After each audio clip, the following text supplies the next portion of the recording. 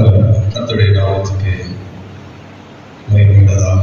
வந்திருக்கிறையாமல் இயேசுவின் நாமத்தினாலே வாழ்த்துகிறேன். கர்த்தருடைய ஆசீர்வாதமாக நம் யாவரும் கண்களை மூடி ஆண்டவரை நோக்கி பார்ப்போம்.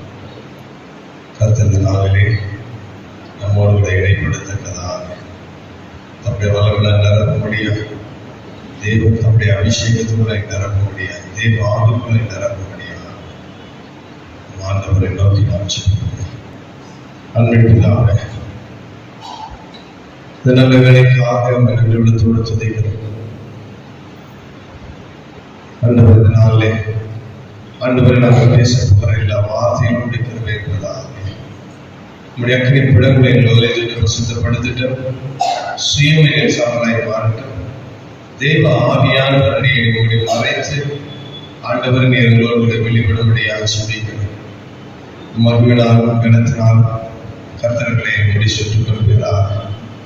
பசுத்தாவின் வல்லமை ஆண்டவர் பசுத்தாவின் கிருபை எங்களை தாழ்த்தும். ஆண்டவரே இசப்பாவுக்கு சோதரம் சோதரம் சோதரம் சோதரனையா தேவாவியானவரே நன்றி விடத்தோடு துதிக்கிற ஆண்டவரை போற்றுகிறவையா உயர்த்துகிற ஆண்டவரை கனப்படுத்துகிற ஆண்டவரே ஹல்லேலூயா ஹல்லேலூயா. இயேசுவுக்கு சோதரம் சோதரம் சோதரம் சோதரம் சோதரம் சோதரம் சோதரம் சோதரம் ஆண்டவரே ஆண்டவருடைய அக்கறை பிடங்களில் முதலிட்டு பசுத்தப்படுத்திட்டோம்யா. எங்களோடு நீர் இடைபடும்படியா நம்முடைய கிருபைக்குள்ளாய் பசுத்தாவுகளை நிரப்பும்படியா செபிக்கிறோம்யா. தேவ பிரசன்னம் ஆண்டவரே எங்களோடு இடைப்படுவதாக பசுத்தாவியானவர்களோடு இடைப்படுவதாக இந்த கிருபையா நிரப்பும்படியா செபிக்கிறோம் ஆண்டவரே. ஹல்லேலூயா ஹல்லேலூயா. பாவக்கு சோதரன் சோதரன் சோதரன் சோதரன் சோதரன் சோதரன் சோதரம் ஆண்டவரே நன்றி தகப்பனே நன்றி தகப்பனே நன்றி தகப்பனே. ஹல்லேலூயா ஹல்லேலூயா ஹல்லேலூயா. நன்றி நன்றி நன்றி நன்றி நன்றி ஆண்டவரே. காலை வேளையில் எங்களோடு நிறைவேறும்படியா சொல்லிக்கிறோம். உடைய அன்பின் ஆவியானவர் உங்களோடு பேசுகிறார். பேசப்பட்ட அடியை மூடி மறைத்து எனக்கு பேசும் தொட்டு வருஷப்படுத்துகிறோம். இயேசுவின் நாமத்தில் பிதாவே ஆமென் ஆமென். கர்த்தருடைய நாமம் மகிமைப்படுவதாக. வேதத்திலிருந்து ஒரு பகுதியை நாம் எடுத்துக்கொள்ளும். யோவான் 8ஆம் அதிகாரம் 12வது வசனத்தை வாசிப்போம்.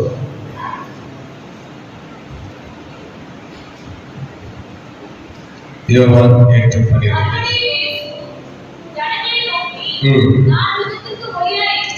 நான் உலகத்துக்கு ஒளியாக இருக்கிறேன். என்னை பின்பற்றுகிறவர் இருளிலே நடவாமல் ஜீவ ஒளியை அடைந்திருப்பார் என்றார். கர்த்தருடைய நாமம் மகிமைப்படுவது. எல்லாம் நல்ல சொல்லவா? நான் பெற்றாங்களா?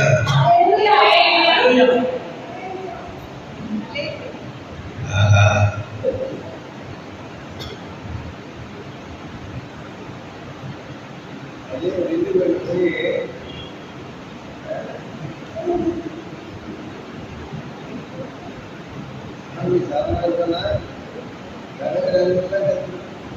ஹல்லேலூயா வரமாட்டது. ஹல்லேலூயா ஹல்லேலூயா. சீயோனிலே தேவனை ஆராதிக்க வந்திருக்கிறாங்க. கள்ள பொண்ணா இல்ல, ஆண்டோட சமூகத்துக்கு முன்பே வந்திருக்கிற நாம அலையில சொல்றதுக்கு வெட்கப்படக்கூடாது. நம்முடைய சிந்தனைகளை சிதறடிக்கவும் கூடாது.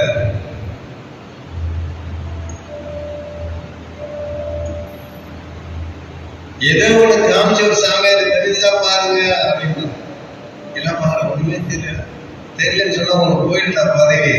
எல்லாம் தெரியுது அப்படின்றாங்க. உண்மையாவே ஆண்டவர் நமக்கு உண்மை தெரிகிறார்கள். ஹல்லேலூயா. அவர் வல்லமை உள்ளவர், அவர் மகத்துவம் நிறைந்தவர். அப்படி ஒவ்வொரு வார்த்தைகளும் வேத வசனமாய் நம்முடைய சமூகத்தில் அச்சரிக்கப்பட்டு இருக்கிறார்கள்.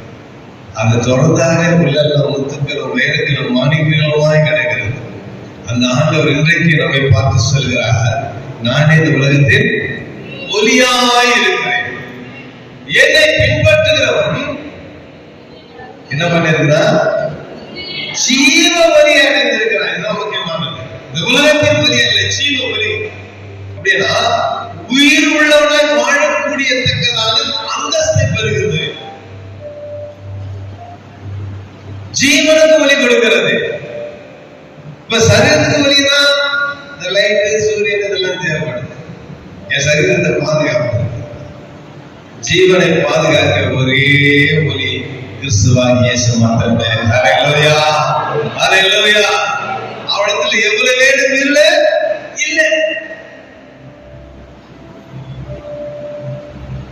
மாம்சத்துக்கு தான் வெளிச்சத்து. நம்ம படிக்கும்போது எழுதி தெரியல, போகும்போது பாதத்தில் கீழே இருக்கிற கல்லு தேர்ல தடுக்கி கீழே போறோம். சரீரத்துல காயங்கள் அடைகளும் கொடுக்கிறது. ஆத்மா ஜீவனுக்கு ஒலி என்று சொன்னார். அது தரக்கூடிய ஒளியே ஒரு மெய்யான ஒளி நம்முடைய கிறிஸ்துவாகிய இயேசு கிறிஸ்து மாத்திரமே. இன்றைக்கு ஆண்டவர் சொல்கிறார், உங்களுக்கு எல்லாம் ஜீவ ஒளியாக இருக்கிறார். ஹல்லேலூயா. உன் ஆத்மாவுக்கு அவர் ஜீவ ஒளியாக இருக்கிறார். தேவ ராஜ்யத்துக்கு போகத்தக்கதான தகுதி உள்ளவரை கர்த்தர் மாற்றுகிறார். ஏனென்று சொன்னால் அவனே இந்த உலகத்தின் ஒளி. இந்த சூரிய ஒளி எப்படி உலகம் முழுவதற்கும் பிரகாசத்தை கொடுக்கிறதோ, உலகம் முழுவதற்கு வெளிச்சம் கொடுக்கிறதோ, மக்கள் திசை தெரி போகாதபடிக்கு இடறி விடாதபடிக்கு அந்த சூரிய பிரகாசம் எப்படி இருக்கிறதோ, அதே போல நம்முடைய ஆத்மா ஆவிக்குரிய ஜீவியங்கள் இடறி விடாதபடிக்கு பசுத்தமான பாதையில் நடக்கத்தக்கதாக தேவன் நமக்குள் ஜீவ ஒளியாக இருக்கிறார். ஹல்லேலூயா. அந்த மெய்யான ஒளி கிறிஸ்து. ஆண்டவருடைய வசனம் சொல்கிறது, மறுபடியும் இயேசு ஜனங்களை நோக்கி அவர் ஒருத்தரை குறிப்பிட்டு சொல்லல, இருக்கிற எல்லா ஜனங்களையும் பார்த்து சொல்றார். ஹல்லேலூயா. நம்ம எல்லாரையும் பார்த்து சொல்றார், நான் உலகத்துக்கு ஒளியாக இருக்கிறேன். அது எப்படியா இருக்கிறாரா? ஜீவ ஒளி அடைந்திருக்கும். யார் ஜீவ ஒளி அடைந்திருக்கும்? யாருக்கு ஜீவ ஒளி அடைகிறார்? இயேசு உலகத்துக்கு ஒளி, ஜீவ ஒளி அடைந்திருக்கும். யார் ஜீவ ஒளி அடைந்திருக்கும்? அதிலே இருக்குது வாசதான். அப்படியே முடிக்கிறீங்க, என்னன்னா ஏதோ ஒளிச்சு வச்சுட்டு இருக்கிறவன். அதுல என்னை பின்பற்றுகிறவன். அப்போ கர்த்தரை பின்பற்றுகிறவன். பாருங்க, கிராம சைட்லாம் போகும். ஆனா பல கிராமம் கூட செய்யும்போது அங்கெல்லாம் வெளிச்சம் இருக்காது, லைட் இருக்காது. இப்பெல்லாம் மொபைல் வந்துச்சு, அதனால ஒரு லைட் வச்சுக்கணும். அப்போ டான்ஸ் லைட் அடிக்க வருவாங்க. ஒருத்தர் அடிச்சுட்டு போவாரு, அந்த வெளிச்சத்தை எல்லாமே கிராஸ் பண்ணும். ஏன்னா கிராம சைட்லாம் வந்து அந்த பாதையெல்லாம் பாவப்படுத்திட்டு இருக்கும். பாம்பு நம்மளுக்கு வந்து அந்த வழியில இருந்து தெரியாம நம்ம மெதிச்சுன்னு சொன்னாரு. அதே போலதான் நம் பசுத்த பாதையில நடக்கும் போது வழியெல்லாம் சாத்தான் என்று சொல்லப்பட்ட பழப்பாமையாக சர்வம் வழியெல்லாம் படுகிறது. அப்போ அங்கே வெளிச்சம் இல்லை என்று சொன்னால் அது என்ன? பாம்பை குத்திடும். அந்த விஷம் நமக்குள்ள பாய்ச்சல். அப்ப நாம் பிழைப்பதற்கு கடினமாய் வழியருகே இருக்கிற அந்த சர்வத்தை நாம் அறிந்து கொள்ள நம்ம ஒரு வெளிச்சம் தேவை. அப்ப ஆழ்துறை ஜீவத்தை நாம் நடப்பதற்காக அந்த வழியில ஒரு வெளிச்சம் தேவை. அதான் சொல்ல, நான் உலகத்திற்கு வெளியாக இருக்கிறேன். என்னை பின்பற்றுகிறவன் ஜீவ ஒளியாக. அப்படின்னா இயேசு முன்னாடி போனான்னு சொன்னா நடக்காங்க. அந்த சர்வத்தை எல்லாம் அவரை பார்த்துக்கிறார். ஹல்லேலூயா. சிலுவையிலே சர்வங்களை தன் கால்களின் கீழே நசுக்கப்பட்டார். ஆமென். கர்த்தர் வல்லமை உள்ளவர். அவர் ஜீவ ஒளியை நமக்கு கொடுக்கிறவர். நம்முடைய ஜீவனை காப்பதற்காக தன்னுடைய ஜீவனை படைய வைக்கிறவர். எவ்வளவு வழியறிய சர்வங்கள் இருக்கலாம், கட்சிக்கிற சிங்கத்தை போல பிசாசு சுற்றி கொண்டிருந்தாலும் நமக்கு முன்னாடி அவர் போயிட்டே இருக்கிறாரு. ஹல்லேலூயா. நான் உனக்கு வெளிச்சமா இருக்கேன், என்ன பின்பற்றி வா. அவரை நாம் பின்பற்றும் போது நம்முடைய வாழ்க்கையில ஜீவ ஒலியை கற்றுக் கொடுக்கிறார். அந்த ஜீவ ஒலி இந்த உலகத்திலே வாழ்வதற்கு மாத்திரமல்ல, தேவ ராஜ்யத்தை சுதந்திரித்துக் கொள்ளத்தக்கதாக நாம் கரகத்தை தேவன் மையப்படுத்தும். ஹல்லேலூயா. இந்த உலகத்தினுடைய ஜீவன் ஒரு நாள் இழந்து போகும். மாம்சம் மனது ஜீவனை கேட்கிறது தெரியாது. ஆனால் அந்த ஜீவன் தேவ ராஜ்யத்துக்குள்ள தேவனோடு கூட நாம அவரோடு கூட ஆளுகை செய்யத்தக்கதான போகணும் சொன்ன உலகத்தின் ஒளியை அல்ல, உலகத்துக்கு ஒளியாய் இருக்கிற கிறிஸ்துவை நோக்கி நாம் நடப்போம் என்று சொன்னா தேவ ராஜ்யத்துக்களை நம்மை கொண்டு போய் சேர்க்கிறவராக இருக்கிறார். அப்ப ஆண்டவர் சொல்லுகிற காரியம் என்னை பின்பற்றுகிறவர். அப்போ ஆண்டவர் சொல்லுகிற காரியம் முதலாவது வாசிப்போம். மத்தேயு 16ஆம் அதிகாரம் 24வது வசனத்தை வாசிங்க.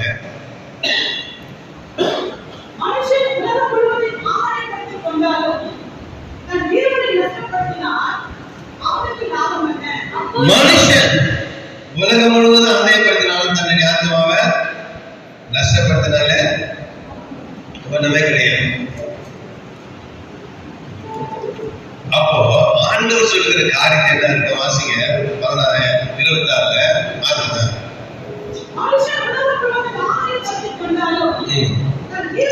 24 வாசிங்க. அப்போது இயேசு தம்முடைய சீஷர்களை நோக்கி, என்னை பின்பற்றி வர விரும்பினால் அவன் தன்னை தான் வெறுத்து தன் சிலுவை எடுத்துக்கொண்டு என்னை பின்பற்ற கடவன் என்று சொல்கிறார். இங்கே முதலாவது ஒரு ரெஸ்ட்ரிக்ஷன் கொடுக்கிறார்.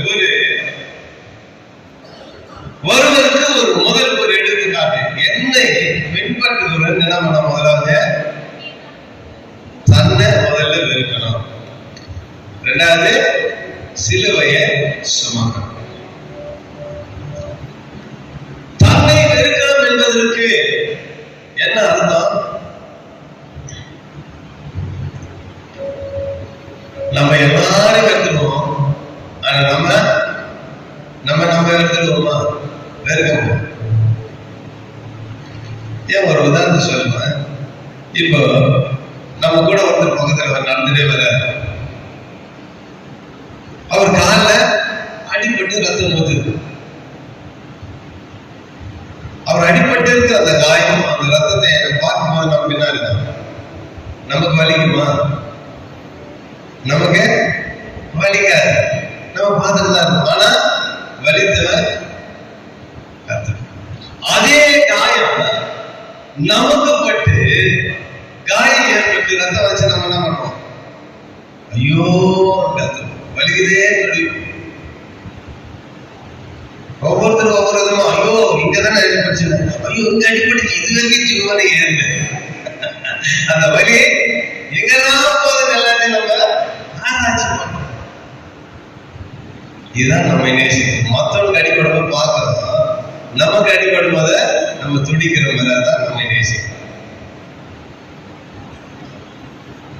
அப்போ நம்மை நேசிக்கிற இந்த சரீரமாக முதல்ல நம்ம வெறுக்கணும். எப்படி வெறுக்கணும் சொன்னா, இயேசு என்ன பண்ணா, சிலுவையை சுமந்தார்.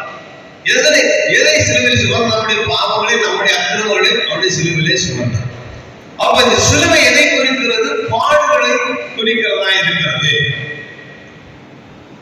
அப்போ நம்முடைய சரீரத்தில் பாடுகள், உபத்திரங்கள், கஷ்டங்கள், துன்பங்கள் வரும்போது ஐயோ வலிக்குதே நம்ம நின்றுட்டு சொன்னா அந்த ஜீவ ஒலி அடைய முடியாது. அல்லேலூயா.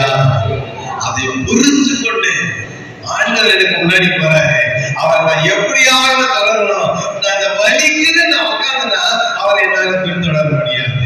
ஆமென். நம்முடைய நோக்கம் முழுவதும் அவரை பின்தொடர்கிற அனுபவத்தில் இருக்கும். அவரை மாற்றதான் பார்க்கணும். பாட்டை மட்டும் பார்க்கணும். சிலுவையின் முன்னால் உலகம் என் முன்னால். ஆனா உலகின் முன்னால் சிலுவையின் பின்னால் மாறி போகிறதை பார்க்கணும். சிலுவையை நமக்கு முன்பாய் வைக்கணும். அப்படி நான் இயேசுவை முன்னிறுத்தி நான் நடக்கும்போது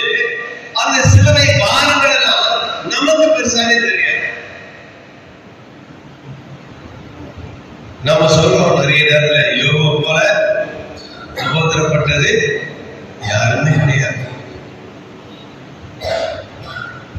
யோபு ஆண்டவரை சோதிச்சார். இயேசு உபத்திரப்பட்டது இயேசு போல உபத்திரப்பட்டது இந்த உலகத்துல யாருமே கிடையாது. ஏன் கிடையாது? அவர் உலகத்துல பாவ மனுஷனாக பிறந்தார். இவரு பரிசுத்தமானவர், பரிசுத்தமாகவே பிறந்தார். பரிசுத்தமானவர் பாடுகளை சுமந்தார், மாறுகளை சுமந்தார், அவமானங்களை ஏற்றினார். இப்போ நம்முடைய வாழ்க்கையில ஒரு சின்ன சின்ன பிரச்சனைகள் வரும். வந்துச்சு விஷயம் நம்ம என்ன நினைப்போம், நடுவுல நான் ஒருவே செய்யல, ஏன் நினைக்க இந்த பாடம் சொல்றோமா இல்லையா? எல்லாரும் சொல்லணும், சொல்லாத ஆட்கள் யாரும் இல்லை. நம்ம தப்பே செஞ்சுட்டு வந்தா கூட தப்பு செய்யாத மாதிரி தான் சொல்லுவோம். அது வேற. ஆனா ஆண்டவரே எனக்கு இந்த பிரச்சனை. ஆனால் இயேசு ஒரு நாள் ஒருவரும் அப்படி சொல்லுங்க. ஈட்டில குத்துறவனை பார்த்தாரு, காரி மூஞ்சில துப்புறவனை பார்த்தாரு, சாட்டையால அடிப்பவனை பார்த்தாரு, எல்லாத்தையும் தெரிவி பார்த்தாரு. தவிர பிதாவே மன்னியும். அது பெருந்தன்மையான வாழ்க்கை. அப்போ அதை நாம நினைக்கும் போது நம்ம சொல்றது, ஏன் எனக்கு இந்த பாடம் நினைக்கிறோம் தெரியுமா? இந்த பாடு ஆண்டவரை பாட நம்ம கம்பேர் பண்ண இதுல நமக்கு ஒண்ணுமே கிடையாது. ஏன்னா நம்முடைய மீறுதல் நிமித்தம் நமக்கு காயம், நம்முடைய அக்கிரமம் நிமித்தம் நமக்கு பாகம். ஆனா இயேசு அப்படி இல்லை. நம்முடைய மீறுதல் நிமித்தம் அவர் காயப்பட்டார், நம்முடைய அக்கிரமம் நிமித்தம் அவர் மறுக்கப்பட்டார். அப்போ நம்முடைய சிலுவையை சுமக்கிற அந்த அனுபவம் நமக்குள்ள எப்படி வரணும்? எவ்வளவுதான் பிரச்சனை வந்தாலும் அது எதனால வருகிறது? நான் ஆண்டவரை பின்னோக்கி செல்லக்கூடாதபடி தடை பண்ணுவதற்காக வருகிற பாடுகள், உபத்திரவங்கள், நெருக்கங்கள், இதை நான் எண்ணி பார்த்து கொண்டு இருப்பேன் என்று சொன்னால் நான் இயேசுவை பின்தொடர்வதை விட்டு விடுவேன். அல்லேலூயா. நாம் ஆண்டவரை பின்தொடர்வதை விட்டு விடுவதற்கு அல்ல, அவரை தொடர்ந்து ஓடும்படியாகவே நாம் அழைக்கப்பட்டிருக்கிறோம். அல்லேலூயா. ஆயிரம் ஆண்டவர் சொல்றார், என்னை பின்பற்றுகிறவன் தன்னை தானே நிறுத்தி தெளிவே சுமந்து கொண்டு வரணும். அந்த தொடர்ந்து அந்த வசனத்தை வாசிக்கும் போது 25, 26 வாசிக்கும் சொல்றாரு. என்ன சொல்றாரு? உலகம் முழுவதும் நீ ஆதாயப்படுத்திக் கொண்டாலும் லாபம் நஷ்டப்படுத்தினாலும் உனக்கு லாபம் என்ன?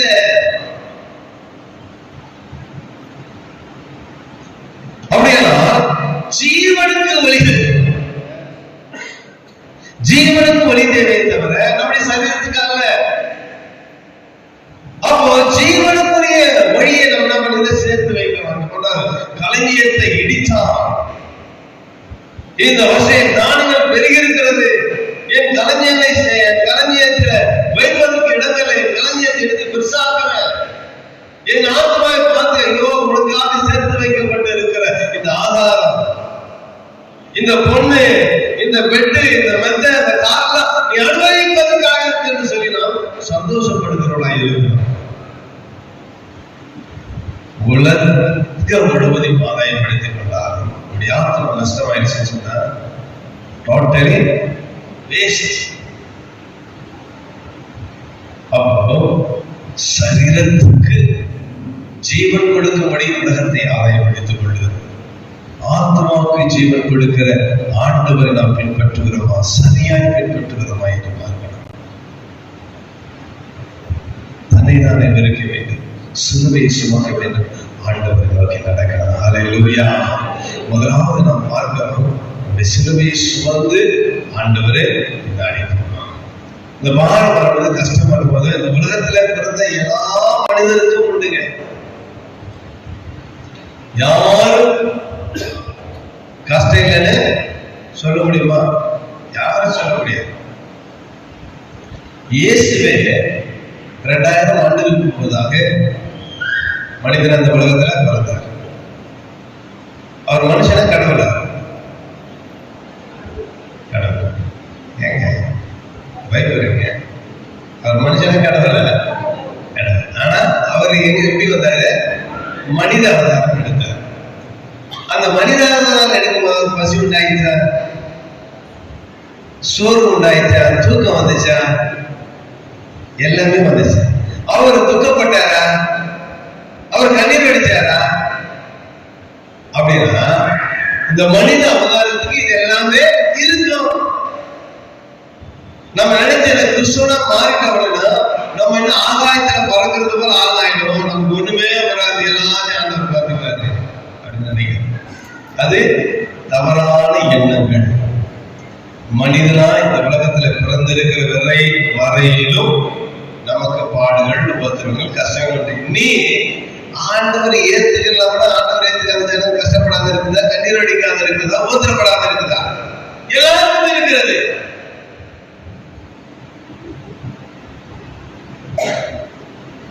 ஆனால் அவருக்கு நமக்கு உள்ள வித்தியாசம் என்ன? உலகத்திலும் கண்ணீர், மறித்த பிறகும் அவள் கண்ணீர் உள்ள வாழ்க்கை. நமக்கு அப்படி அல்ல. உலகத்தில மனிதனாய் பிறந்திருக்கிறவர்கள் கண்ணீர், கவலை, கஷ்டம், பாடம் உண்டு. ஆனால் மறித்த பிறகு நமக்காய் வைத்திருக்கிற அந்த ராட்சியம் நமக்கு உண்டு. அல்லேலூயா. அங்க கவலை இல்லை, கண்ணீர் இல்லை, துக்கம் இல்லை, பாடு இல்லை, பசி இல்லை, வரவே கிடையாது. ஆகிய உலகத்திலே மனித அவதாரம் எடுத்து இயேசு இந்த உலகத்தில் வாழ்ந்தது போல நம்மளும் ஒரு மனித அவதாரமா இந்த உலகத்தில் வாழ்ந்து கொண்டு இருக்கிறோம். வாழ்கிற வரையில நமக்கு உபத்திரங்கள், பாடுகள். தேவ ராஜ்யத்துக்குள்ள நாம் போகும்போது அதெல்லாம் கிடையாது. உலக மனிதருக்கு நமக்கு உள்ள வித்தியாசம். ஆகிய அந்த உலகத்துக்கு நான் வெளிச்சமா இருக்கிறேன். எதுக்கு இந்த உலகத்துக்கு அவர் வெளிச்சமா இருக்கிறாரு? இந்த உலகத்தை இருளிலே இருக்கிறது.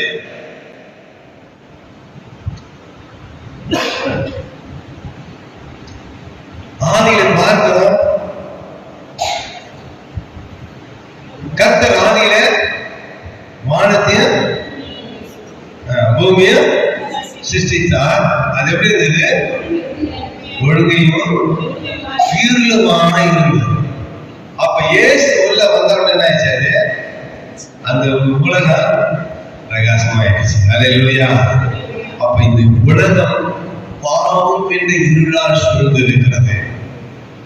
இந்த பாவி இருளில் இருந்து வெளிச்சத்துக்கு போறோம்னு சொன்னா ஆண்டவரை பின்பற்றினால் மாத்திரமே. அல்லேலூயா. அவர்தான் பாவத்திலிருந்து நம்ம விடுதலையாக்கி நம்ம ஆசீர்வாதங்களை நடத்துகிறவராயிருக்கிறார். அப்போ முதலாவது நாம் ஆண்டவரை பின்பற்றும் போது நமக்கு பாடல் உண்டு. அந்த பாடலை நினையாதபடிக்கு தேவனை பின்பற்றணும். இரண்டாவது ஒரு சம்பவம் நடக்கிறது, வாசிப்போம். இதை மத்தேயு 8ஆம் அதிகாரம் 22வது வசனம் வாசிக்கிறோம்.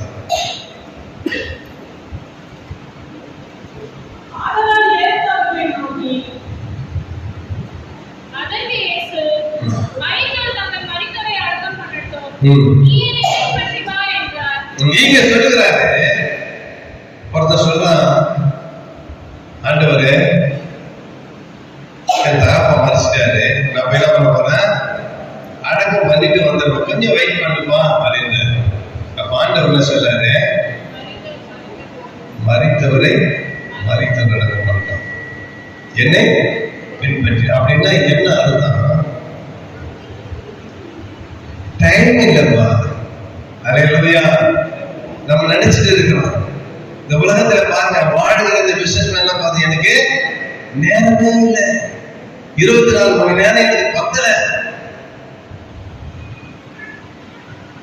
நமக்கு 24 மணி நேரம் என்ன பண்ணதுன்னு தெரியல,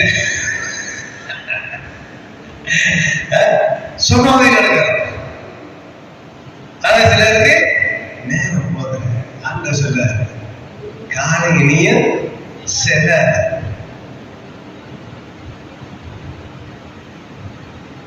என்ன பின்பற்ற. இப்போ நாம் வாழ்ந்து கொண்டிருக்கிற காலம் கடைசி காலமா இருக்கிறது. அல்லேலூயா. இனி ஆண்டவர் வெயிட் பண்ற மாதிரி இல்லை.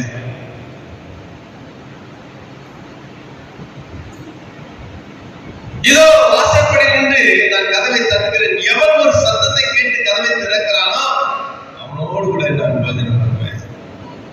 ஆண்டவர் தட்ட போற வாசற்படியில வந்துட்டார். வெளிப்படுத்தல் 3:20 சொன்னது போல வாசல்ல நின்று இருக்கிறார். எப்போ அவர் கை தட்டுவாரா வானத்தின் வாசல்கள் திறக்கப்படும். யாரெல்லாம் அவரை சந்திக்க புறப்பட ஆயத்தமாக இருக்கிறார்.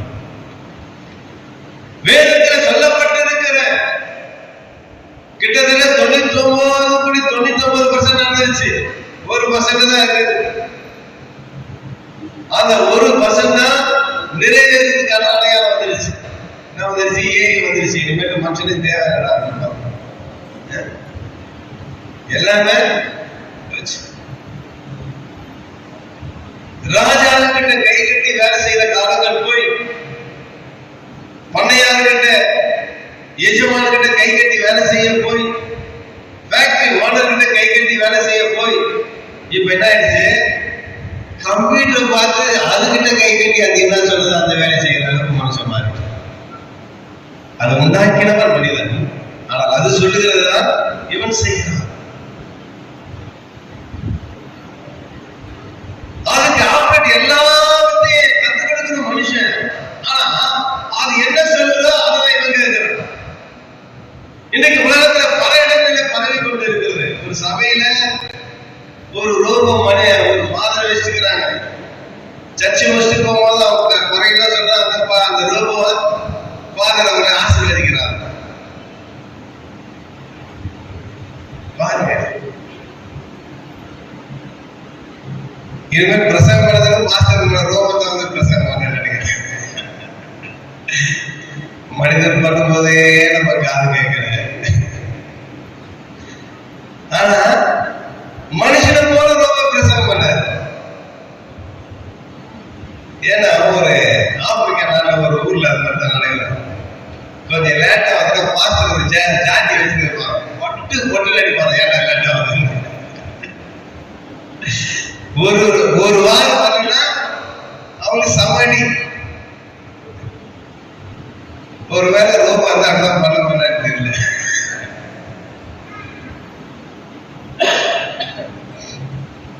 தேவனை தேடுதல் உணர்வுள்ள மனிதர்கள் இந்த உலகத்திலே இல்லை. ஏதோ வருதல் பூர்வமா இருக்கிறோம். ஆண்டவர் சொல்கிறார், டைம் இல்லப்பா, நேரம் இல்லப்பா, நேரம் இல்லை, நீ வா, நாம் களத்தில் இறங்குவதற்கு நேரம் வந்துவிட்டது என்று அழைக்கிறார். ஏதாவது ஒரு மறைபொருளும் அங்கே அதில் சுட்டி காட்டுகிறது பார்க்கிறோம். மரித்தவர்களே மரித்தோர் அடக்க செய்யணும் அப்படின்னா என்ன அர்த்தம்? பாவத்துல மரித்திருக்கிற பாவத்துல மனுஷன் பார்த்துக்குவாங்க. நீ பாவத்தை உயிர் தெரிந்து ஆண்டவர் பின்னாடி வந்துட்ட. இனி மரித்து போன மக்களோட உனக்கு ஐக்கியம் தேவையில்லை.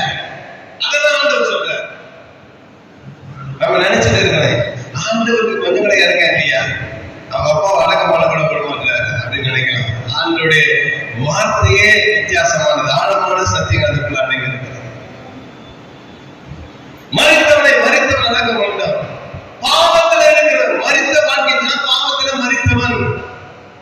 பாவத்திலே மரித்தவனை இந்த உலகத்துல பாவம் மரித்த அநேகர் இருக்கிறாங்க. அவனோடு பயணம் செய்ய நீ அவனோடு பயணம் செய்ய அழைக்கப்பட்டவன் அல்ல, என்னோடு பயணம் செய்ய பின்பற்ற அழைக்கப்பட்டவன் என்று கர்த்தர் சொல்கிறார். கர்த்தருடைய தேவனுடைய பைபிள் எழுதுறோம். ஹல்லேலூயா. பாவத்தை பின்தொடருகிறவரை அல்ல, என்னை பின்தொடரும்படியாய் உன்னை அழைத்திருக்கிறேன் என்று கர்த்தர் சொல்கிறார். அப்ப நாம் யாரை பின்தொடருகிறோம்? பாவத்தை பின்தொடருகிறோமா இல்லை கர்த்தரை பின்தொடருகிறோமா என்பதை சிந்தித்து பார்க்க வேண்டும். இனி வேண்டாமா பாவம், இதற்கான ஒரு எல்லை, ஒரு முடிவு உண்டு. என்ன பின்பற்றி வாப்பா, இனியும் காலம் செல்லாது. இன்றைக்கு நாம் நினைத்துக் கொண்டிருக்கிறோம், உலகத்தை ஏமாற்றிக் கொண்டுள்ள, பெற்றோரை ஏமாற்றிக் கொண்டுள்ள, மனைவி புருஷனை ஏமாற்றிக் கொண்டிருக்கலாம், நண்பர்களை ஏமாற்றிக் கொண்டிருக்கலாம். கர்த்தர் எல்லாவற்றையும் பார்த்துக் கொண்டிருக்கிறார். அவருடைய கண்கள் பூமியை ஆவிக் கொண்டிருக்கிறார்.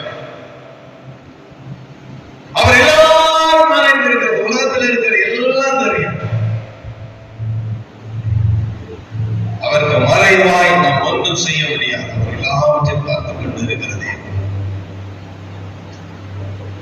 அப்போ மரித்து போன வாழ்க்கைக்குள்ளாய் நாம் கடந்து போகிறோமா? ஆண்டவர் சொன்னாரு, நீ ஜீவ ஒளி அடைந்திருப்பேன் என்று சொன்னாரு. அந்த ஜீவ ஒளி பெற்றுக் கொள்ளத்தக்கதாக தேவனை நாம் பின்பற்றுவதாக இருக்கும். சிந்தித்து பாருங்கள், பாவத்தை பின்பற்றுகிறோமா, ஜீவ ஒளி அடையத்தக்கதாக தேவனை நாம் பின்பற்றுகிறோம். இங்க சொல்கிறார், அவனில் எவ்வளவு இருள் இல்லை. இருள் பாவத்தை குறிக்கிறது. பாவம் செய்கிறவன் இருளிலே செய்கிறான். தேவனுக்கு பிரியமில்லாத காரியத்தை செய்கிறவன் மறைவாய் செய்கிறான். அந்த மறைவை இருளை குறிக்கிறது,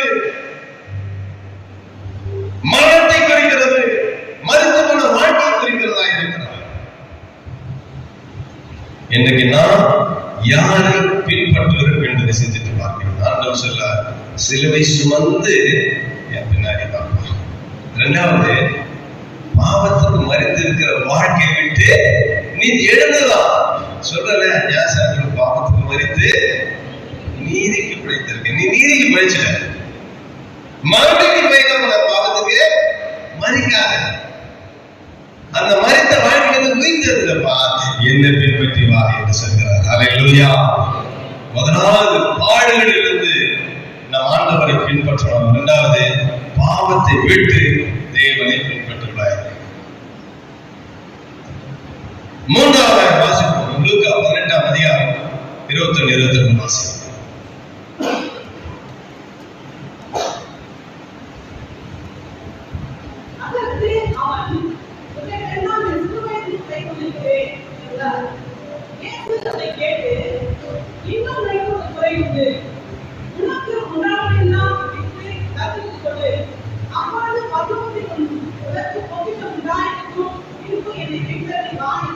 இங்கே ஆண்டவர் ஒரு மனிதனை பார்த்து, என்னை பின்பற்றி வா.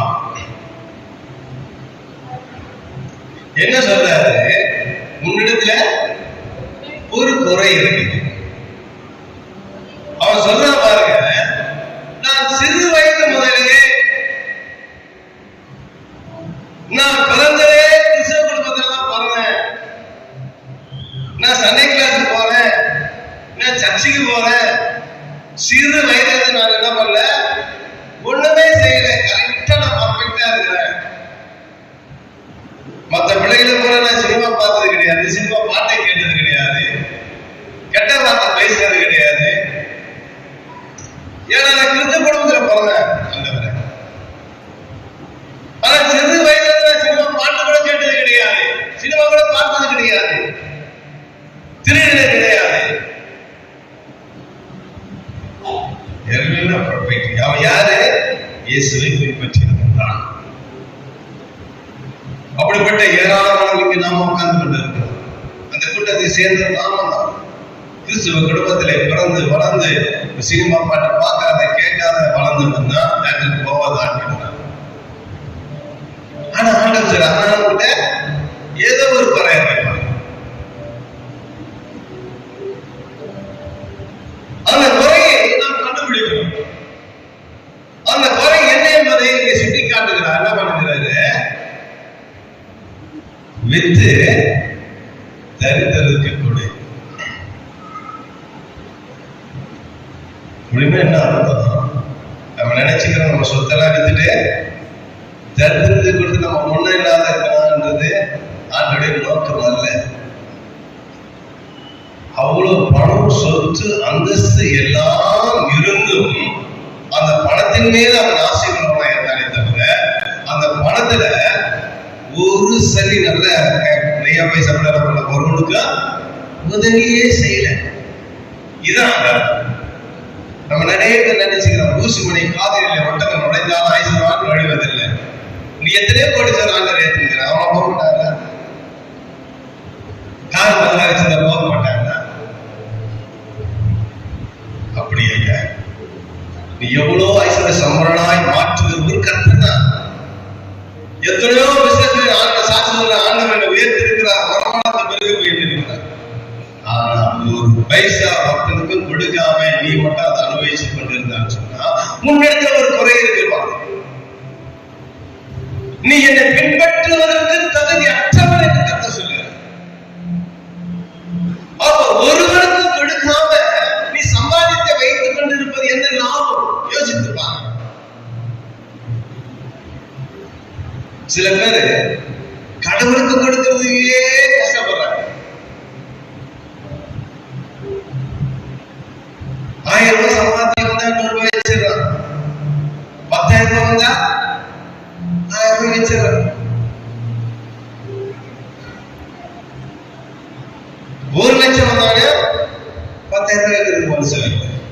இப்போ 2000 வைக்கிறோம், 3000 வைக்கிறாங்க. எப்படி விருத்தியா? கடவுளுக்கே ஒரு கொடுக்க விருப்பம் இல்லைன்னு சொன்னா நீ இல்லாத கூட நீ என்ன உதவி செய்யணும்? யோசித்துப்பா. கர்த்தர் சொல்ல உன்னிடத்தில் குறை உண்டு. இந்த குறை உண்டு என்பதை இந்த புதிய ஏற்பாட்டில் இங்க சொல்லுகிறார், வெளிப்படுத்தல சொல்லுகிறார். அநேக காரியங்கள் சொல்ல 12 சபைகளுக்கு இருக்கும்போது உன்னிடத்தில் குறை உண்டு, உன்னிடத்தில் குறை உண்டு என்று சொல்லி அந்த குறையை சுட்டி காட்டுகிறத பார்க்கிறோம். இங்கே பின்பற்றுகிறவனை பார்த்து சொல்லுகிறார், உன்னிடத்தில் குறை கொண்டு வா. யாருக்கு கொடுக்க சொல்லாரு? வசந்த வாசிங்க.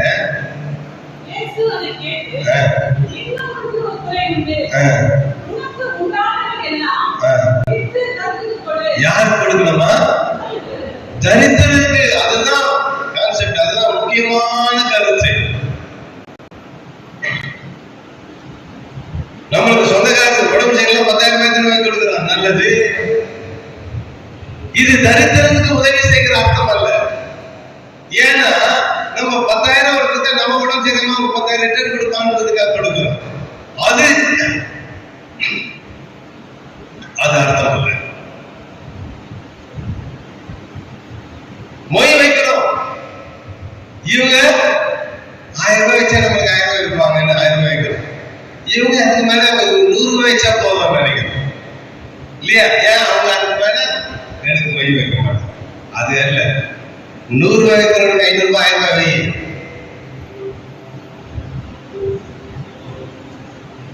திரும்ப கொடுக்கிறவனுக்கு நீ கடன் கொடுக்கிற. அது தர்மத்தின் அடையாளம் அல்ல, அது உதவி செய்கிற அடையாளம் அல்ல. இங்க சொல்லப்பட்டிருக்கிற காரியம் என்ன? தரித்திரனுக்கு கொடு, இல்லாதவனுக்கு கொடுமா.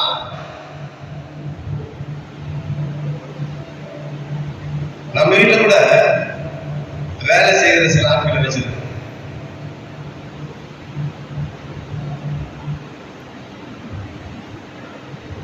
வச்சுட்டு அவளை சாப்பிட போட்டு அவங்கன்னு ஒரு தனி தட்டு, தனி கிளாஸ். ஏன்னா தீட்டு பண்ணுவோம். அவங்க வேலை வச்சிருந்தது இல்ல.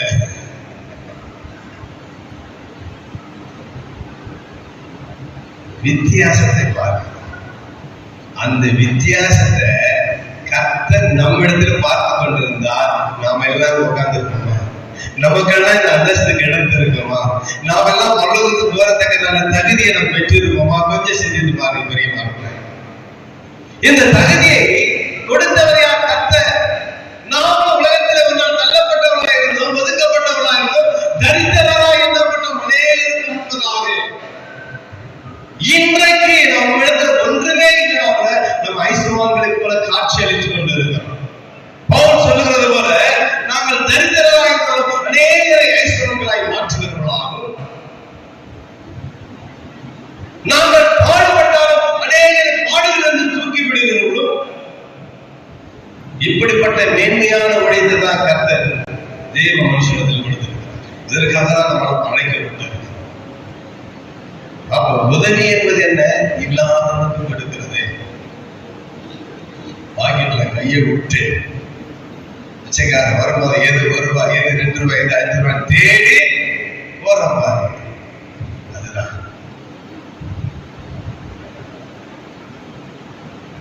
பிச்சைக்கார மட்டுமா போறோம்? பர்ஸ் எடுத்து காணிக்க தேவை எங்க சின்ன நோட்டு பெரிய நோட்டு போயிடுவாங்க காணிக்க முடியும். நாம இன்னும் ஆண்டவரையே தரித்திரமா தான் நினைக்கிறேங்க. ஆண்டவரை பிச்சைக்காரங்க.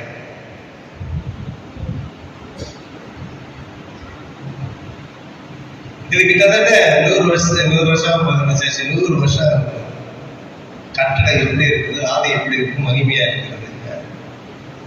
நான் யாரையும் குறை சொல்றேன்னு நினைக்காது. இல்லாதவங்க போட்டு பிரச்சனை கிடையாது. சம்பாதிக்கிற நாம சில்லறை காசு போடும். 10 ரூபா கூட நோட்டா போடுங்க. நீ 5 ரூபா காயின்ஸ் ஒரு சில்லறை இல்லை என்கிட்ட காசு 5 ரூபா தான் இருக்கு, அதை போட்டேன். அது லேடி நல்லாதான் இருக்குது, நல்லா அவருக்கு பார்த்தா சரி வயசானவங்க ஆச்சே கொடுத்தேன். அந்த காயின்ஸ் எடுத்து திருப்பி பார்த்து அமைச்சிருப்பாங்க. ஊசி 5 ரூபாய் போறதுக்கு இவன் எந்த பார்வை பார்க்கறான் நம்மள பாக்குறது. அது வேலை செஞ்சு நான் கூலியை பிடிச்சிட்டு பாதி சம்பளத்தை கொடுக்குற மாதிரி என்ன பாக்குது. 5 ரூபாய் 10 ரூபாய் கொடுத்தாலே மேலும் பார்க்கறது, பிச்சை எடுக்கிறது. அப்ப நம்முடைய ஆண்டவர் எவ்வளவு பெரியவர். நாம் காணிக்கையிலும் தசமபாகத்துக்கு கர்த்தரை வச்சுக்கிறோம். கர்த்தருக்கே கொடுக்க மனம் இல்லாமல் தெரிஞ்சதுக்கு நம்ம எப்படி கொடுக்கணும்? சிலர் கொடுக்கிறோம். எதுக்காக கொடுக்கிறோம்? பிரசாதத்துக்காக கொடுக்கிறோம். நிறைய இடத்துல பார்க்கணும், கோயில் அன்னதானம் வழங்குவாங்க, ரோட்ல அன்னதானம் வழங்குவாங்க. பரவாயில்ல, நல்ல மனுஷன். ஆனா அவங்க அம்மா வீட்டுல சாப்பாடு இல்லாத இருப்பாங்க, அவங்க அம்மாவுக்கு சாப்பாடு போட மாட்டாங்க. அவங்க அம்மா புடவை இல்லாத கந்த துணியை கட்டிட்டு இருக்கோம். நீங்க 100 பேருக்கு புடவை கொடுப்பாரு. என்ன லாபம்? பெருமைக்காய் செய்கிறது, பெருமைக்காய் கொடுக்கிறது தானம் அல்ல. பெருமைக்காய் செய்கிறது நீ கொடுக்கிற கொடை மல்லனுக்கு அந்தஸ்துக்குரியது அல்ல. இது கர்த்தர் விரும்பல. நீ உன் மேன்மைக்காய் செய்யப்படுகிறா. கர்த்தர் சொல்கிற தரித்திரருக்கு கொடு, இல்லாத முடியும்.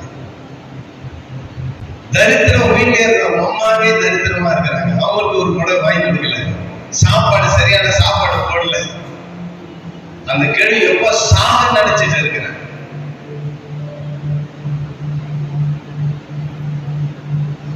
இதுவும் ஒரு வகையிலே நாம் தேவனுக்கு விரோதமாய் செய்கிற தீங்கானது.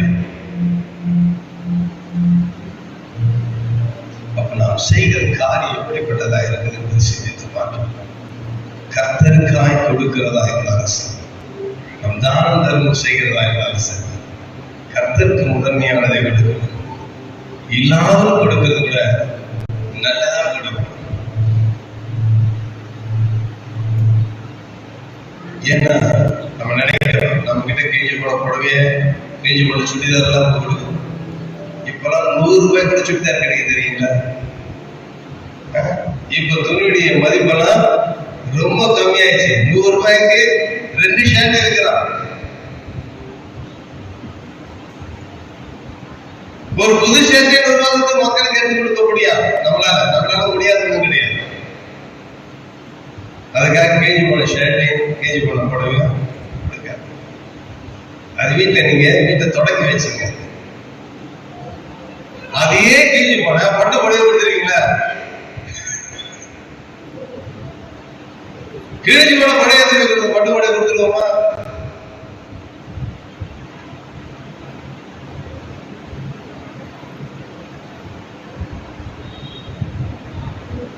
கொடுக்க மாட்டோம். 25 வருஷத்துக்கு முன்னாடி 10,000 ரூபாய்க்கு பட்டு புடவை வாங்கணும். அப்ப 25 வருஷத்துக்கு முன்னாடி 10,000 பெரிய அமௌண்ட். அப்போ நகை 2,500 ரூபாவே 3,000 ரூபாய் தான் நினைக்கிற ஒரு சாமான் நகை. 25,000 ரூபாய் புடவை கதல் ஆயிடுச்சு.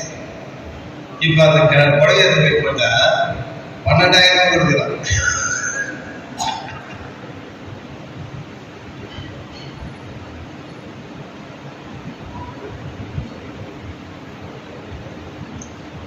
நாம் நன்மை செய்வதில் ஞானமாய் செய்ய வேண்டும். திரும்ப கிடைக்கும் என்பதற்காக அல்ல.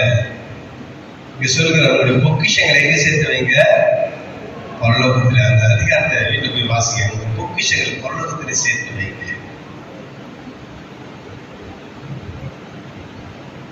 நீங்கள் கொடுக்கிற இந்த அனுபவம் பரலோகத்தில் பொக்கிஷம் சேர்த்து வைக்கப்படுகிறது.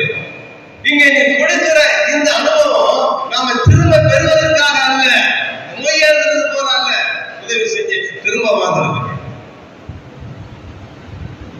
நம்ம உதவி செய்கிறது எப்படி? கடத்தில போட்டது போல இருக்கணும். ரெண்டாவது அதை எதிர்பார்க்கவே கூடாது. அது எல்லாம் பொக்கிஷங்களாய் தேவ ராஜ்யத்தை நமக்காக சேர்த்து வைக்கப்பட்டுக் கொண்டிருக்கிறது. ஹல்லேலூயா. கர்த்தர் சொல்கிறார், இங்கே பாடுகளோடு கூட என்னை பின்பற்ற வேண்டாம். இரண்டாவது சொல்கிறாரு, மரித்து போன பாவ வாழ்க்கையை விட்டுட்டு என்ன பின்பற்றுங்க.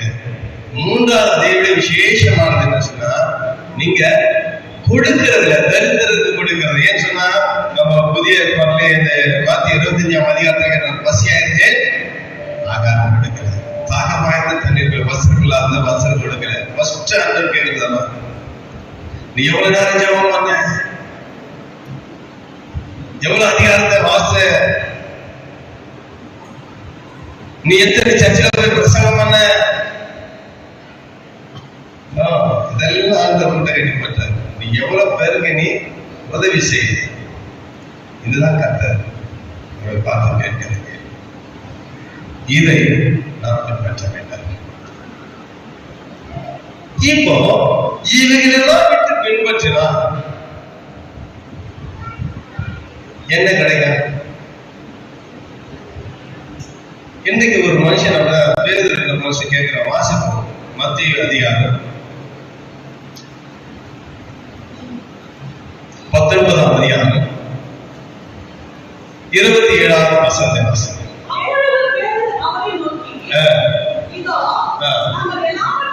இதோ நாங்கள் எல்லாவற்றையும் விட்டு உம்மை பின்பற்றினோம், எங்களுக்கு என்ன கிடைக்காண்டவர. இப்ப ஐயா கத்தி கத்தி சொல்லிட்டாரு, சிலுவை சுமக்க சொல்லிட்டாரு, பாத்து சொல்லிட்டாரு, தரித்திரத்துக்கு சொல்ல, எல்லாத்தையும் வந்து தரித்திரத்துக்கு வந்துட்டு ஆண்டவர் பின்னாடி வந்தா எனக்கு என்ன கிடைக்கும்? அந்த கேள்வி எல்லாருக்கும் மைண்ட்ல ஓடும். வெளியே கேட்கலாம் கூட மனசுக்குள்ள ஓடிக்கிட்டே இருக்குது இல்லையா? எனக்கு என்ன கிடைக்காது? எல்லாத்தையும் விட்டு வந்து நீங்க வர சொன்னீங்க, உங்களை பின்பற்றி நாங்க வந்துட்டோம். இப்ப எனக்கு என்ன கிடைக்கும் போது ஆண்டவரை பின்பற்றி வந்ததுனால?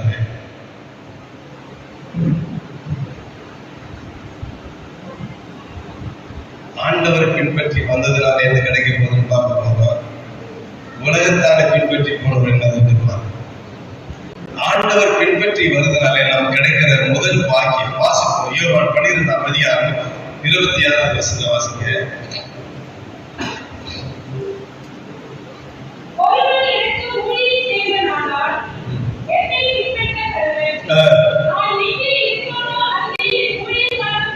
நான் எங்கே இருக்கிறேனோ அங்கே என் மொழி காரணம் இருப்பான்.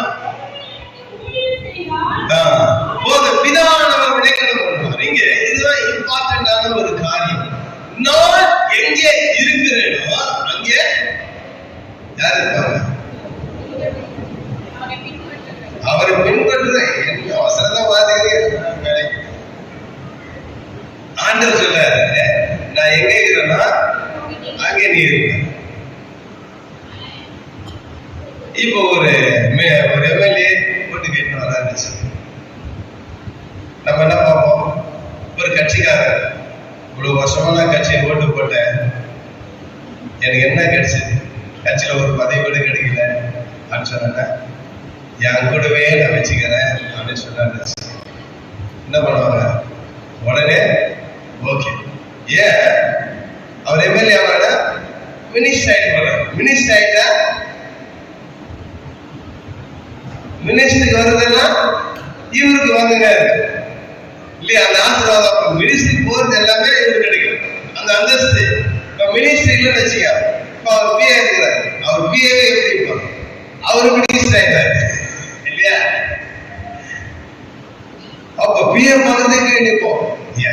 மினிஸ்டர் எங்க அந்த மினிஸ்டர்ஸ்க்கு அந்தஸ்து யார் கிடைச்சிருச்சு? பிஏ கிடைச்சிருச்சு. இதேதான் சொல்ல ஆண்டவர். இப்ப ஆண்டவர் எங்க இருக்கிறாருங்க? ஆண்டவர் எங்க இருக்கிறாரு? சத்தமா கேட்கிறீங்களா? இல்ல தூங்கிட்டீங்களா? கவனிக்கிறீங்களா? பின்னாடி இருக்கிறீங்களா? இங்கதான் இருக்கிறீங்களா? இல்ல வேற லோகத்துக்கு எங்கன்னா போயிட்டீங்களா? ஹலோ, பின்னாடி இருக்கிறவங்க கேட்கிறீங்களா? அவங்க இன்ட்ரெஸ்டா பேசுறீங்களா? சோதராங்க இன்னமும் கேட்கிறேன், பரவாயில்ல.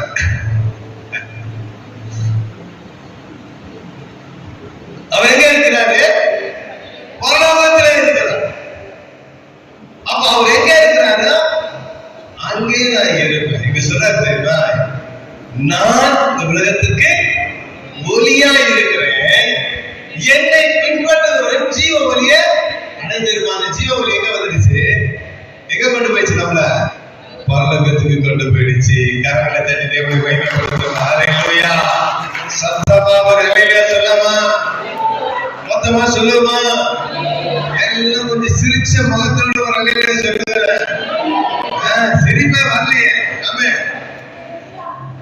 கத்தி கத்தி யார் சொன்னதா வலிக்குதியா இருக்குதா எவ்வளவு வருது. ஏன்னா டாக்டர் கத்தக்கூடாது, சத்தம் போடக்கூடாதுன்னு சொல்லிட்டாங்க. ஆனா கத்தி கத்தி தான் பிரசங்கம் பண்ணுங்க. சாராஜ் அம்மா சொல்ல, நீங்க பிரசங்கமே பேசவே கூடாது சொன்னா, நான் அழைக்கப்பட்டதே பிரசங்கத்துக்காக தானே, பாடுவதற்காக. பாடி பாடி பாடி ஆண்டு இடம்பெருந்தி அவர்கள் தேவராஜ்யத்துக்குள்ள சேர்ந்தாங்க. தேவராஜ்யத்துக்கு சேர்வதற்காக தான் கற்றுக்கொண்டு இருக்கிறோம், பாடிக்கொண்டு இருக்கிறோம், உழைத்து கொண்டு இருக்கிறோம், அவர் பின்பற்றி கொண்டு இருக்கிறோம். அவர் எங்கே இருக்கிறாரோ அங்கே நம்மளை வச்சுக்கிறாரு, அந்த அந்தஸ்து நமக்கு கொடுக்கிறார். அதான் நான் எதுக்கு இந்த உதாரணத்தை சொல்றேன்னு சொன்னா, இப்ப நாம உலகத்துல வாழ்ந்து கொண்டு இருக்கோம். இப்ப அவர் இருக்கிற இடத்துக்கு நம்ம போகிற வரைக்கும் என்ன ஆயிடுச்சு? லிங்கி கிடைச்சிருச்சு. இப்ப நம்மளை பார்க்க வர எப்படி பாத்துக்கிறாங்க? மினிஸ்டர் பார்க்கிற அந்த கேட்டகரி நமக்கு வந்துருச்சு. ஹல்லேலூயா. வந்துச்சா இல்லையா? 10 உடம்பு சரியில்லை, நீங்க விசுவாசிய கூட உடம்பு சரியில்லை, பக்கத்துல இருக்குங்க எனக்காக சொல்றாங்களா இல்லையா? அப்ப என்ன ஆச்சு? அந்த வந்துச்சா? நீ ஜெபம் பண்ண நல்லா அவனை தேடி வராங்க. அப்ப அவர் எப்படி இருக்கிறாரோ அப்படியே உங்களை மாற்றி விட்டார். ஹல்லேலூயா. நீங்க ஜெபிக்கும் ஆண்டவர் எப்படி கை வைக்கும் அற்புதம் நடந்ததோ, நீங்க ஜெபிக்கும் போது அந்த அற்புதம் நடக்கும். இதுதான் கர்த்தர் செய்கிறவராக இருக்கிறார். அப்ப ஆண்டவரை பின்பற்றுகிற நோக்கம் என்ன? வெறும் இந்த உலகத்துடைய ஆசீர்வாதத்துக்காக மாத்திரமல்ல, அவரை போல வாழ்வதற்காக, அவர் இருக்கிற இடத்துல நாம் அமர்வதற்காக நம்மை அழைத்திருக்கிறார். அவரை பின்பற்றுகிறவர்கள் நாம் எப்படி அவரை பின்பற்றிக் கொண்டிருக்கிறோம், அவர் பின்பற்றுதல் எப்படிப்பட்டதா இருக்கிறது என்பதை நாம் சிந்திக்கலாம். அதோடு கூட ஆண்டவர் பிடிக்கல, இன்னொரு ஒரு அந்தஸ்தை நமக்கு கொடுக்கிறார். வாசிப்போம். மத்திய 19ஆம் அதிகாரம் 28 வாசிப்போம். அப்படி இருக்க அந்த ஊழியக்காரன் புறப்பட்டு போகையில் தன்னிடத்தில் 100 வெள்ளிப்பணம் வரப்பட்டு போனான். 19:28 அதற்கு மறுஜன்ம காலத்திலே மனுஷகுமாரன் தம்முடைய மகிமையுள்ள சிங்காசனத்தின் மேல் வீற்றிருக்கும் போது,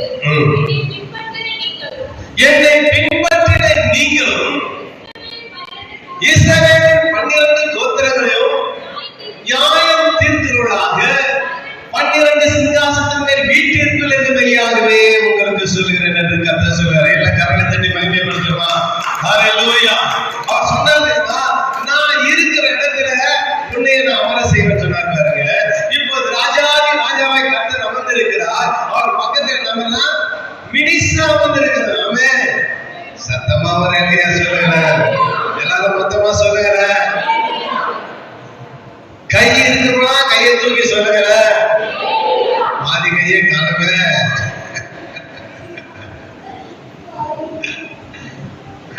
நீ பாட்டு கத்துறா, நான் பாட்டு உட்காந்து போறேன். ஹல்லேலூயா. கர்த்தரை நாம் மகிமைப்படுவதாக. கர்த்தர் அற்புதங்களை செய்கிறவராக இருக்கிறார். நான் இருக்கிற இடத்துல நீ இருப்ப. எப்படி இருப்ப? நான் சிங்காசனத்துல அமர்ந்திருப்ப, பக்கத்து சிங்காசனத்தில் நீங்க தான் உட்காருவீங்க.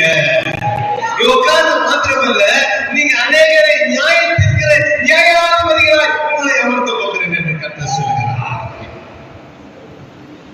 அவர் அழைத்ததன் நோக்கம் என்ன? அவரை பின்பற்றும்படியா. நானே இந்த உலகத்தின் ஒளியாய் இருக்கிறேன், என்னை பின்பற்றுகிற ஜீவ ஒளி அடைந்திருப்பான் என்று கர்த்தர் சொல்கிறார். அந்த ஜீவ ஒளியை பெற்றுக் கொள்ளத்தக்கதாக தேவனோடு கூட நாம் பயணம் செய்யணும். பாடுகள் வரும், அதை கண்டுகொள்ளாதீங்க, ஆண்டவரை பின்பற்றுங்க. பாவனை மேற்கொள்ள வரும், அதை உதறி தள்ளுங்க, ஆண்டவரை பின்பற்றுங்க. வழியில அநேக நமக்காக ஏங்கிக் கொண்டிருப்பாங்க. என்ன தரித்திரன்னு சொன்னா ரட்சிக்கப்பட்ட அனுபவம் இல்லாத இருப்பாங்க. அவளுக்கு சுவிசேஷம், தரித்திரருக்கு சுவிசேஷத்தை அறிவிக்கல என்று கர்த்தர் சொன்னாரு. சுவிசேஷத்தை அறிவிச்சுனா போக,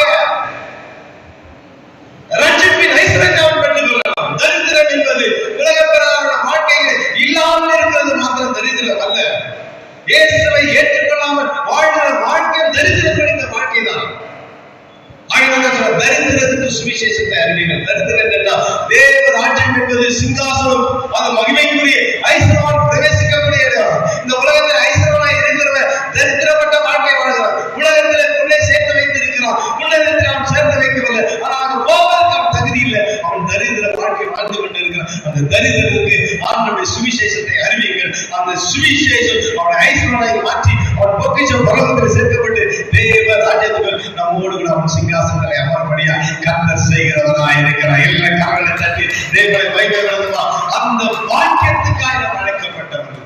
அந்த வாக்கியத்துக்காக நாம் அவர்கள் பின்பற்ற வந்திருக்கிறோம். நீங்க அழைக்கப்பட்ட விதம் இது, தெரிந்து கொள்ளப்பட்ட விதம் இது. சரியாய் சிந்தித்து கர்த்தரை பின்பற்ற வேத தரித்திரத்துக்கு சுவிசேஷம்.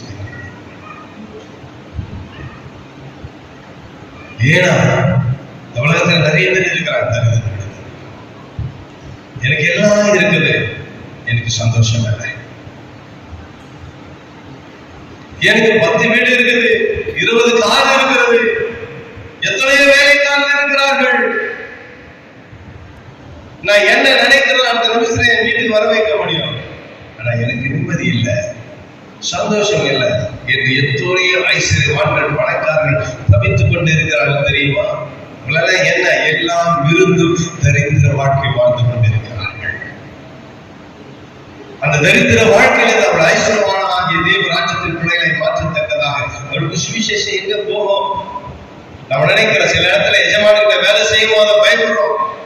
ஞாயிற்றுக்கிழமை வேலைக்கு வந்துதான் எங்க ஐயா ஓனர் வர சொல்லிட்டாரியா, வரல வேலை விட்டு நிறுத்துருவாரு.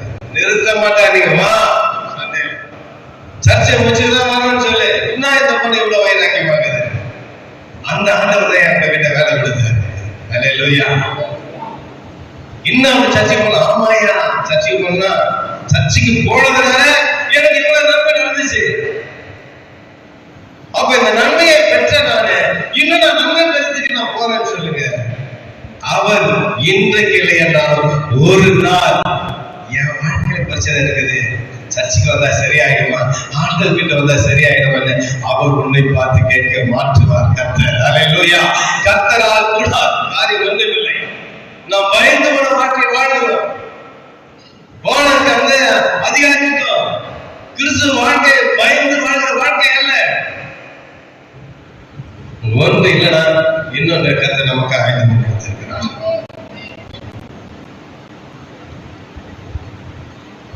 மேலானவளை தேடுங்கள். நம்ம கீழானதை தேடுறதுனால்தான் ஐஸ்வர்யவான ஓனர் நம்பி இருக்கிறோம். மேலான கர்த்தரை தேடு. அங்க எவ்வளவு ஐஸ்வர்யம் சம்பளம் ஆசீர்வாதம் தங்கியிருக்கு நமக்கு தெரியுது. கர்த்தர் இந்த நாளிலே ஆண்டவரை பின்பற்றுவதோட வாழ்க்கையில மிகுந்த ஆசீர்வாதம் பெற்றுள்ளார். ஒரே ஒரு சம்பவத்தை மாத்திரம் நான் வாசித்து நான் முடிக்க போகிறேன்.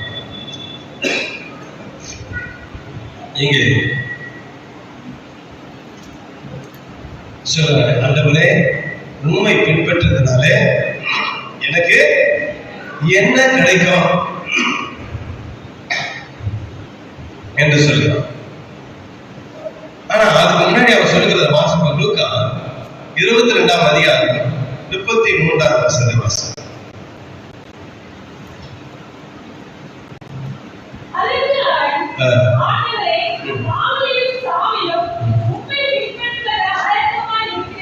இங்கே சொல்லுகிறாரு பேதுரு, காவியம் சாமியும் பின்பற்றி வர எப்படியா இருக்கிற ஆயத்தமா இருக்கிறதா சொல்ல, பின்பற்றி வரன்னு சொல்ல. அதை யோசித்து பாரு, அதான் முக்கியமானது. நாம் இன்றைக்கு தேவ சமூகத்துல ஆண்டவருடைய வசனத்தை கேட்கும் போது ஒப்பு கொடுக்கிறோம். ஆண்டவரே இனிமேல் நான் அதை செய்ய மாட்டேன், ஆயத்தமா இருக்கிறேன். வேதம் சொல்கிறது, நன்மை செய்தார் மேன்மை இல்லையோ, பாவம் செய்தார் சர்ச்சை வாசற்படியில படுத்து இருக்கிறது. நீங்க போகும்போது ஒண்ணு அதை தொத்திக்கு நான் போய் போயிடுவேன் இல்ல, அப்படிதான் இருக்குது. இங்க உடன்படிக்கை பண்ணது மறுக்கை செய்கிறோம், வெளியே போகும்போது மறுபடியும் அதை ஏற்றிட்டு போயிடுறோம்.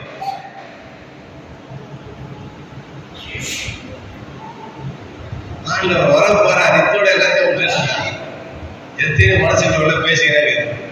வெளியே போனாலும் ஒரு கால் அடைப்பு வருது, ஐயோ இந்த பாக்கியத்தை நம்ம விடக்கூடாது, அதனால ஓடி வருமா?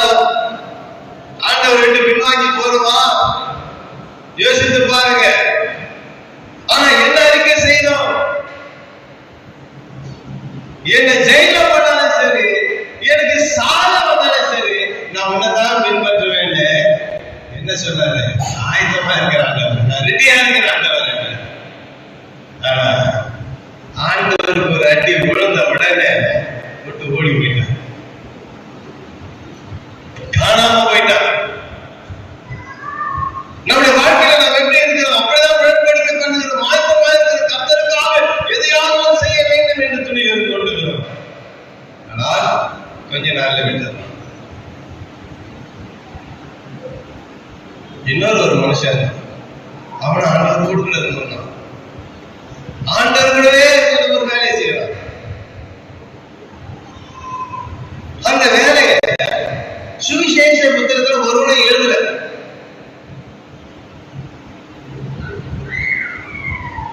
நமக்கு ஒன்றுதான் தெரியும். ஆனா அப்போஸ்தலர் நடவடிக்கைகள் அவனை குறித்து திட்டமாக எழுதப்பட்டு இருக்கிறது. வாசித்தோம் அப்போஸ்தலர் 5ஆம் அதிகாரம் 37ஆம் வசனம் வாசித்தோம்.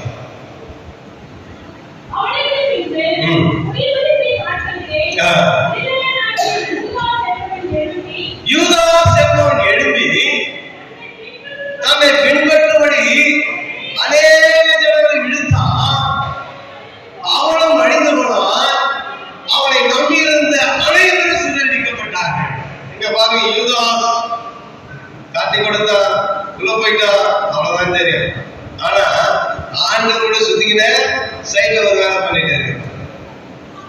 அரசியல் நடக்கிறது நடந்திருக்குது இல்ல, மினிஸ்டர் பதவி போட்டு போயிடுச்சுட்டாங்க, இவர் மற்ற எம்எல்ஏ கொண்டு வெளியே போயிடுவார். ஏன்னா இவர் செலக்டடான எம்எல்ஏ சீட்டு குத்தி வச்சிருப்பார் அந்த மாவட்டம் முழுவதும். இவர் போன அந்த மாவட்டமே பின்னாடி போயிடும். இன்றைக்கு அப்படிதான் யூதாஸ் இருக்கிறாங்க. ஆனா அவருடைய முடிவு எப்படியா இருந்தது? அழிவு. அவனை பின்பற்றுவன சிதறடிக்கப்பட்டான், இருக்கிறது தெரியாம போயிட்டான். உலகத்தின் ஒளியாய் ஜீவ ஒளி கொடுக்கிற கர்த்தரை நாம் பின்பற்றி வருவோம். இந்த உலகத்தின் ஒளியாகிய பிசாசை நாம் பின்பற்றிக் கொண்டிருக்கிறோம். யூதாஸ் காரியத்தை போன்ற ஆட்களை நாம் பின்பற்றிக் கொண்டிருக்கிறோம். நாம் அழிந்து போவோம். நம்மை பின்பற்றுவது சிதறடிக்கப்படுவார்கள். பின்பற்றுதல் எதை நோக்கி ஓடிக்கொண்டிருக்கிறார்? ஆண்டவரை நோக்கி நாம் பின்பற்றுகிறோமா? உலகத்தை நோக்கி பின்பற்றிக் கொண்டிருக்கிறோம். உலகத்தை நோக்கி பின்பற்றினால் நமக்கு அழிவு காத்துக் கொண்டிருக்கிறது. ஆண்டவராய் கிறிஸ்து சீக்கிரமாய் வரப்போகிறார். சீக்கிரமாய் வரப்போகிறார். இப்பொழுது இருக்கிற இந்த பூமியும் இந்த வானமும் அக்கினிக்கு இரையாய் வைக்கப்பட்டிருக்கிறது. நம்ம எல்லாம் அழைத்து செல்ல சீக்கிரமாய் வரப்போகிறார். யாரெல்லாம் அவரை பின்பற்றுகிறோமோ மத்தியானத்தில் எடுத்துக் கொள்ளப்பட போகிறார்கள். அவரை கைவிட்டவர்கள் உலகத்தை பின்பற்றுகிறது அழிவை நோக்கி ஓடுகிறார்கள். நாம் அழிவை நோக்கி ஓடுகிறோமா, ஆண்டவரை நோக்கி ஓடுகிறோமா என்பதை நாம் சிந்தித்து பார்ப்போம். வெள்ள கண்களை மூடி ஆண்டவரை நோக்கி நாம் ஜெபிப்போமா? ஹல்லேலூயா. ஸ்தோத்திரம் ஸ்தோத்திரம் ஸ்தோத்திரம் ஸ்தோத்திரம் ஆண்டவரே. அழகாய் சாரலவரசமாக அருமையாக படத்தில் எங்கள் கரேஸ். ஹல்லேலூயா. ஸ்தோத்திரமானவரே, பாடுகிறோம். ஸ்தோத்திரமானவரே, துதிக்கிறோம் துதிக்கிறோம் துதிக்கிறோம் துதிக்கிறோம். இயேசுப்பா உமக்கு நன்றி.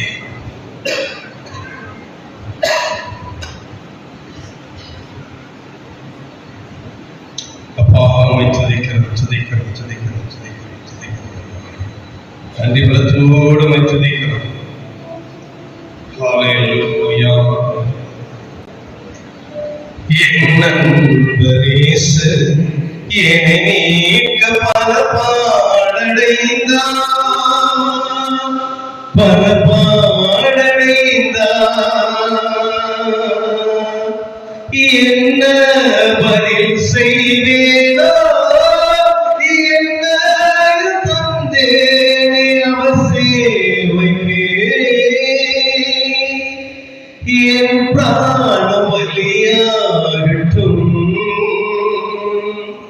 என் பிராண பலியாகட்டும். என் நண்பரேச ஏனை நீக்க பலபாடடைந்தார்.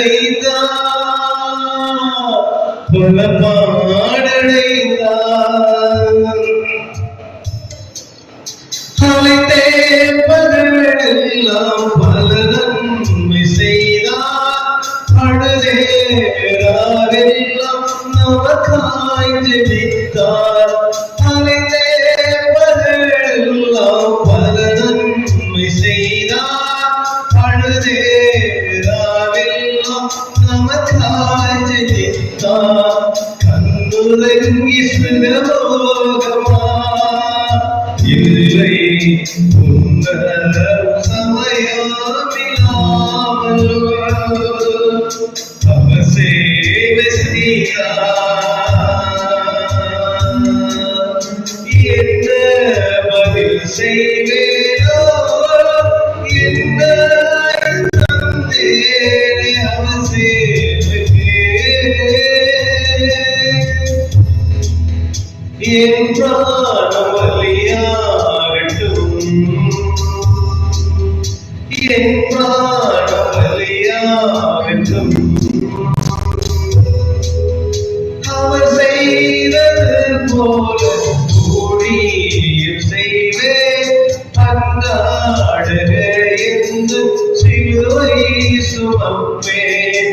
அவர் செய்தது போல ஊழியம் செய்வேன். கண்டாடகம் என்று சிலுவை சுமப்பேன். கர்த்தரின் கருத்தாகுவார் அல்லதே கருத்தோடவர் வாக்கை நம்பே.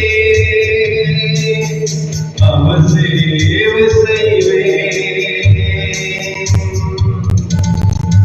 என்ன பதில் செய்வேனோ என்ன தந்தேனே அவர் சேவைக்கு. என் பிராண பலியாகட்டும்,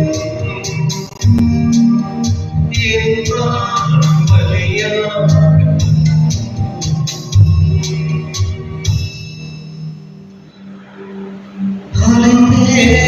பகலெல்லாம் பல நன்மை செய்தார். அழுதே ராவெல்லாம் நமக்காய் ஜெபித்தார். கண்ணுறங்கி சுகபோகமா இல்லை உணவும் சமயமில்லாமல் அவர் சேவை செய்தார். கர்த்தர் அலைந்தே பகலெல்லாம் பணி செஞ்சார். இரவெல்லாம் ஜெபித்துக் கொண்டிருந்தார். அவர் ஒரு நொடி பொழுது கூட தூங்காமல் இரவிலே ஜெபம் பகலெல்லாம் முடியுமாய் சுற்றிக் கொண்டிருந்தார்.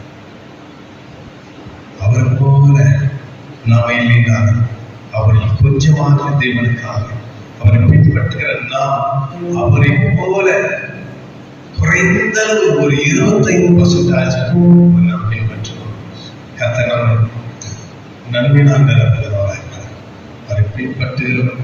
தன் சிலுவையை சுமந்து கொண்டு வரும்படியாக மரித்து போன பாவ வாழ்க்கையில் உயிர் பெற்ற வாழ்க்கைகளை கடந்து வரும்படியாக தரித்திரமாய் இருக்கிறது. தேவ சுவிசேஷத்தை அறிவுகளாக நம் ஆண்டவர் பின்பற்றுவதை செய்து உலகத்தை பின்பற்றினவன் அழிந்துவான். கர்த்தரை பின்பற்றணும். சிங்காசனத்தின் மேல் அமர்ந்தான். அவரோடு நியாயாதிபதியான மக்களை நியாயத்திற்கு நியாயாதிபதியான சிங்காசனத்தில் கர்த்தர் அமர பண்ணினார். அந்த வாக்கியத்தை பெற்றுக் கொள்ளத்தக்கதாக கர்த்தர் ஒவ்வொரு